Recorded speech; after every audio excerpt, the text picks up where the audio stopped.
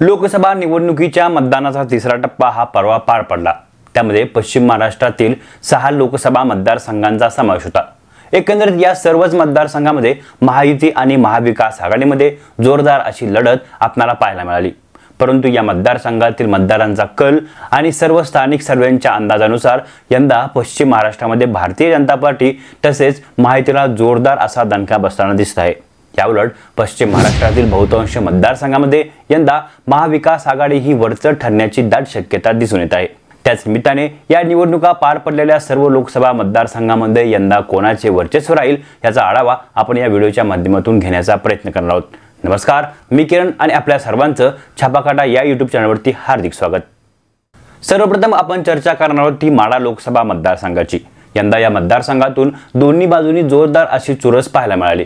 परंतु वैयक्तिकरित्या मोहिते पाटील यांची या मतदारसंघामध्ये असलेली ताकद आणि शरद पवार यांना मानणारा मोठा असा मतदारवर्ग पाहता यंदा माढा लोकसभा मतदारसंघामध्ये तुतारी वाजण्याची दाट शक्यता दिसून येत आहे। खरं तर भाजप उमेदवार रणजितसिंह नाईक निंबाळकर यांच्याबद्दल या मतदारसंघामध्ये प्रचंड असं नाराजीचं वातावरण पाहायला मिळालं। त्याचाच फटका या लोकसभा निवडणुकीमध्ये या मतदारसंघातून भारतीय जनता पार्टीला बसण्याची शक्यता दिसून येते। या मतदारसंघामध्ये महायुतीचे जास्तीचे आमदार असले तरी देखील सर्वसामान्य मतदार मात्र शरद पवार गटाच्या बाजूने खंबीरपणे उभे असल्याचा दिसून आला। त्यामुळे एकंदरीत यंदा माढा लोकसभा मतदारसंघामध्ये परिवर्तन होत धैर्यशील मोहिते पाटील हे या मतदारसंघातून लोकसभेवर निवडून जाण्याची दाट शक्यता आहे। यानंतरचा दुसरा लोकसभा मतदारसंघ आहे तो म्हणजे सोलापूर लोकसभा मतदारसंघ। खरं तर सोलापूर लोकसभा मतदारसंघातून यावेळी 2 विद्यमान आमदार हे मैदानात होते। त्यामुळे यंदा सोलापूरची निवडणूक ही अत्यंत चुरशीची झाल्याचं पाहायला मिळालं। खरं तर भारतीय जनता पार्टीने या मतदारसंघातून बाहेरील चेहरा असलेल्या आमदार राम सातपुते यांना लोकसभेची उमेदवारी दिल्या कारणाने सोलापूर मतदारसंघातील भाजपच्या स्थानिक नेत्यांमध्ये नाराजी पाहायला मिळाली। त्यामुळे आयात विरुद्ध स्थानिक अशी सोलापूरची निवडणूक रंगली होती। अशातच या मतदारसंघामध्ये तयार झालेले वातावरण हे कुठेतरी प्रणिती शिंदे यांना तारणार असं दिसत आहे। या मतदारसंघात देखील भारतीय जनता पार्टीच्या विरोधात नाराजीचं वातावरण पाहायला मिळालं। तसेच स्थानिक चेहऱ्याला संधी न दिल्या कारणाने भाजप कार्यकर्त्यांमध्ये मरगळ पाहायला मिळाली। त्याचाच फटका भारतीय जनता पार्टीला यंदा सोलापूरतून बसताना दिसणार आहे। खरं तर सोलापूर मतदारसंघातून यंदा वंचित बहुजन आघाडीने देखील आपला उमेदवार न दिल्याने वंचितच्या मतदारांची साथ देखील प्रणिती शिंदे यांना मिळाल्याने सोलापूर लोकसभा मतदारसंघामध्ये यंदा काँग्रेस वरचढ ठरण्याची दाट शक्यता दिसून येत आहे। पुढचा लोकसभा मतदारसंघ आहे तो म्हणजे सांगली लोकसभा मतदारसंघ। खरं तर सांगली लोकसभा मतदारसंघाची निवडणूक ही यंदा त्रिशंकू झाल्याचं पाहायला मिळालं। असेच भाजप उमेदवार संजय काका पाटील यांच्याबद्दल असलेली पक्षांतर्गत नाराजी तसेच स्थानिक नेत्यांचं विशाल पाटील यांना मिळालेलं पाठबळ पाहता यंदाच्या लोकसभा निवडणुकीमध्ये सांगलीतून अपक्ष उमेदवार विशाल पाटील हे विजय होण्याची दाट शक्यता दिसून येत आहे। मतदारसंघामध्ये देखील अपक्ष उमेदवार विशाल पाटील यांच्याबद्दल चांगलीच क्रेज पाहायला मिळाली। सोबतच वंचित बहुजन आघाडीने देखील विशाल पाटीलांना आपली साथ दिल्या कारणाने यंदा सांगलीतून विशाल पाटील हे विजय होण्याची दाट शक्यता आहे। खरं तर विशाल पाटील हे सांगली लोकसभा मतदारसंघाची निवडणूक काँग्रेस पक्षाकडून लढण्यासाठी प्रचंड इच्छुक होते। परंतु सांगलीची जागा काँग्रेसला न मिळाल्याने विशाल पाटील यांनी ऐनवेळी बंड केले आणि हे बंड अगदी यशस्वी ठरत या लोकसभा निवडणुकीमध्ये ते सांगलीतून जायंट किलर ठरण्याची दाट शक्यता आहे। महाविकास आघाडीच्या नेत्यांचा तसेच महायुतीमधील देखील बहुतांशी नेत्यांचा अप्रत्यक्षरित्या विशाल पाटील यांना पाठिंबा होता। त्यामुळे एकंदरीतच सांगली लोकसभा मतदारसंघातून यंदा अपक्ष उमेदवार विशाल पाटील यांचा लिपाबा हा विजय होण्याची दाट शक्यता दिसून येत आहे। यानंतरचा पुढचा लोकसभा मतदारसंघ आहे तो म्हणजे हातकणंगले लोकसभा मतदारसंघ। खरं तर हातकणंगले लोकसभा मतदारसंघाची निवडणूक देखील यंदा तिरंगी झाल्याचं पाहायला मिळालं। राजू शेट्टी आणि महाविकास आघाडीचं गणित हे अगदी अंतिम टप्प्यात न जुळल्या कारणाने या मतदारसंघातून ठाकरे गटाने माजी आमदार सत्यजित पाटील सरोडकर यांना लोकसभेची उमेदवारी दिली। तर शिवसेना शिंदे गटाकडून विद्यमान खासदार धैर्यशील माने हे मैदानात होते। याचबरोबर स्वाभिमानी शेतकरी संघटनेचे प्रमुख असलेले राजू शेट्टी हे देखील स्वबळावर हातकणंगले लोकसभा मतदारसंघाच्या मैदानात होते। त्यामुळे हातकणंगल्यातून यंदा जोरदार अशी चुरस आपणाला पाहायला मिळाली। खरं तर या मतदारसंघामध्ये देखील विद्यमान खासदार धैर्यशील माने यांच्याबद्दल प्रचंड असं नाराजीचं वातावरण होतं। त्यांची उमेदवारी कापली जाईल अशी देखील चर्चा सुरू होती।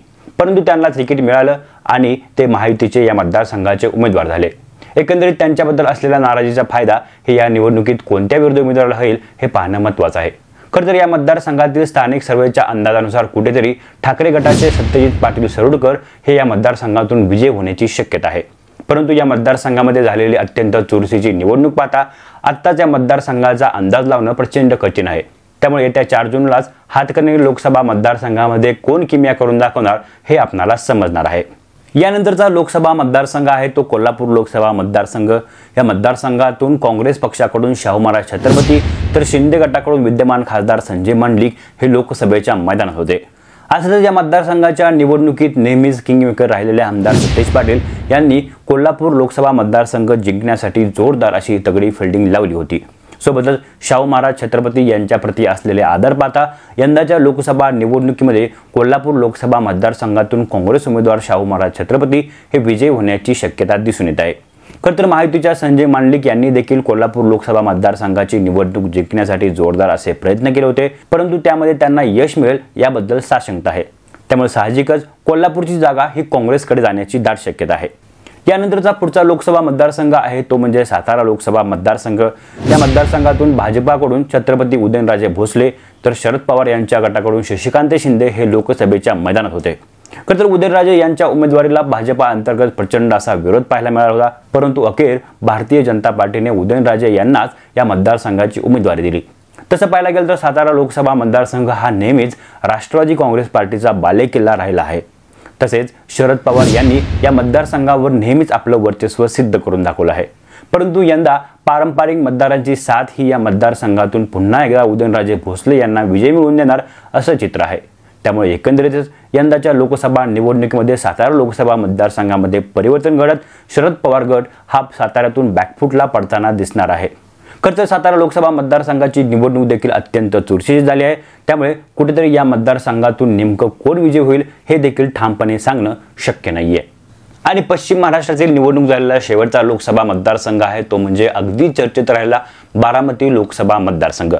या मतदारसंघात सुनेत्रा पवार विरुद्ध सुप्रिया सुळे अशी जोरदार चुरशीची लढत ही आपल्याला पाहायला मिळाली। अगदी प्रतिष्ठेच्या राहिलेल्या या लोकसभा मतदारसंघाच्या निवडणुकीत कोण जिंकेल याचा अंदाज लावणं खरं तर खूप कठीण आहे, परंतु या मतदारसंघामध्ये शरद पवार यांच्याबद्दल तयार झालेलं सहानुभूतीचं वातावरण तसेच संपूर्ण पवार कुटुंबियाची सुप्रिया सुळे यांना मिळालेली साथ पाहता यंदा बारामती लोकसभा मतदारसंघातून पुन्हा एकदा सुप्रिया सुळे या विजय होण्याची शक्यता दिसून येत आहे। खरं तर हा मतदारसंघ जिंकण्यासाठी अजित पवार यांनी जोरदार असे प्रयत्न केल्याचे आपल्याला पाहायला मिळाले, परंतु शरद पवारांच्या चलाख खेळीपुढे अजित पवार यांचा टिकाव लागेल असं वाटत नाही। त्यामुळे एकंदरीतच बारामती लोकसभा मतदारसंघातून पुन्हा एकदा पवार गटाचं वर्चस्व दिसण्याची शक्यता आहे। एकंदरीत पश्चिम महाराष्ट्रातील निवडणूक झालेल्या या सर्व लोकसभा मतदारसंघातील स्थानिक मतदारांचा कल आणि अंदाज पाहता कुठेतरी या लोकसभा निवडणुकीमध्ये पश्चिम महाराष्ट्रात महाविकास आघाडीचा जोरदार असा डंका वाजताना दिसणार आहे, तर याउलट महायुती मात्र पश्चिम महाराष्ट्रातून बॅकफुटवर पडण्याची शक्यता आहे। एकूणच या लोकसभा निवडणुकीमध्ये पश्चिम महाराष्ट्रातील या सर्व लोकसभा मतदारसंघामध्ये यंदा कोण कोण विजय होईल असा आपला अंदाज आहे, ते आपण आम्हाला नक्की कळवा। आणि या संपूर्ण व्हिडिओ जर आपल्याला आवडला असेल तर या व्हिडिओला शेअर करायला आणि या चॅनलला सबस्क्राईब करायला विसरू नका। तोपर्यंत धन्यवाद।